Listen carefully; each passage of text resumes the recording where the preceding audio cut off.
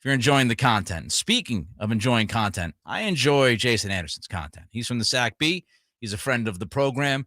Always love catching up with Jason. Jason, thank you for your time. I do want to remind people that all guests come to you from the Folsom Lake Honda Hotline. Folsom Lake Honda, your one-stop Honda shop.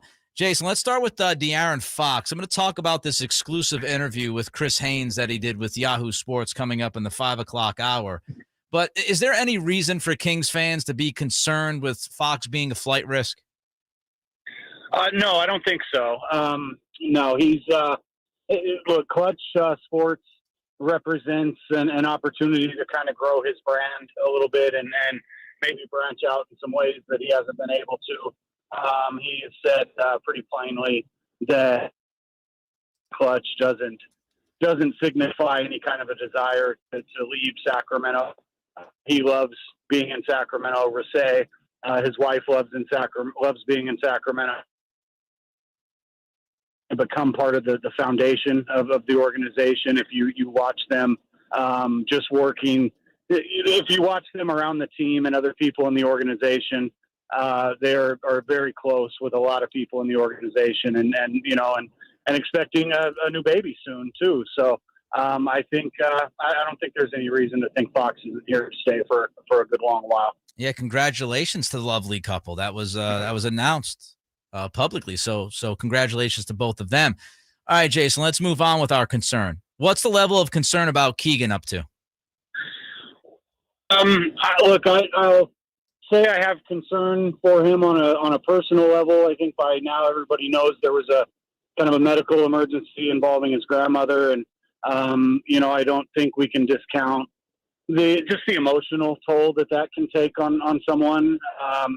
And so I think that's maybe part of it, but I think there's certainly more to it than that. He's adjusting to NBA life and everything that comes with that. And the NBA game, in terms of the strength and length and size and physicality, is just a different world than the college game or anything else he's accustomed to. And so I think he's making adjustments in those areas. You have to also consider that being an NBA player, there's a little bit of a chess game involved with opposing teams and defenses. And when you get to a point where teams are scouting you, they're trying to take away things you do.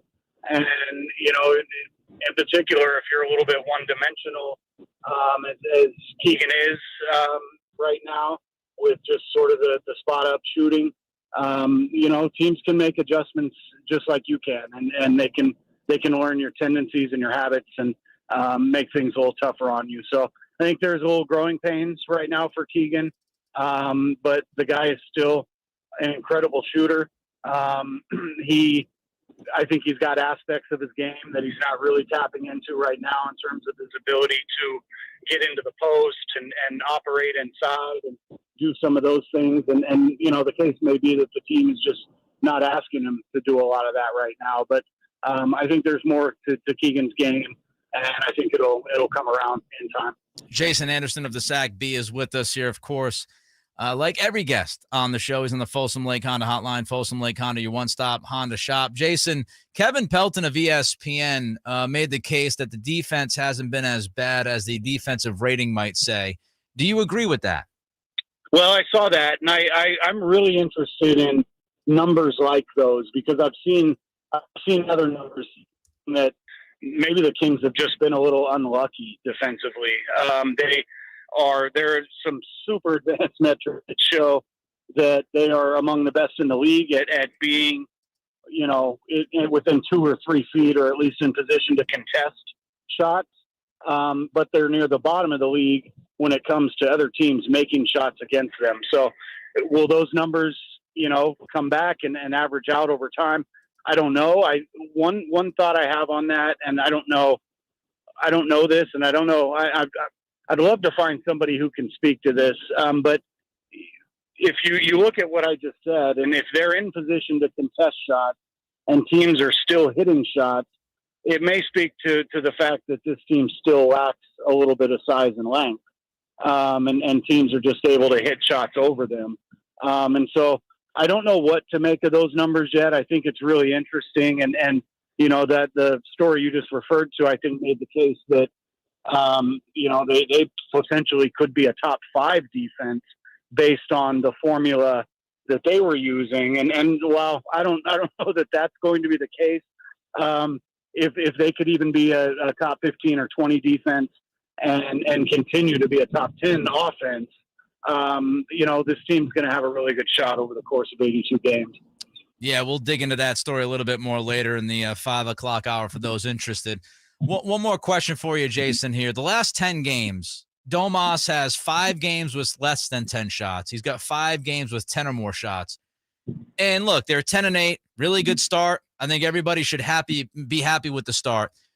But is it better big picture if Domas got just a little bit more selfish and, could get those field goal attempts up a little bit more? I think maybe so if it comes in the right spot. They're asking him to facilitate a lot, right? And you see the results with the 3-point shooting and the offensive rating and the points per game, and just how explosive this offense can be because of his gravity out of the high post, and even when he gets inside, if he's kicking out, those are open shooters, and so that is going to make your offense go. I would like to see him be aggressive and get his shot where they make the most sense. I don't want to see him trying to do too much with the ball.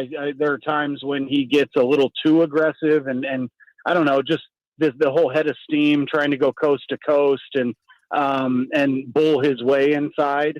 And, I'm fine with him using his size and his strength to bully people around the basket. I don't know that I want to see, him going end to end like that all the time. And, I don't know if I want to see him shooting as many threes, although he has knocked down a couple lately. And I think that would be a big development for this offense if he can start hitting those consistently.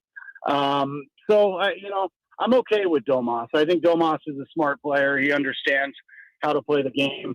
The Kings trust him to play his game. And, a big part of his role is facilitating the offense as well as getting his own shots. Jason, thanks a lot, man. We appreciate you as always. I have fun with you every time we have you on. Let's do it again soon. Thank you, sir. Thank you. There goes Jason Anderson of the Sac Bee.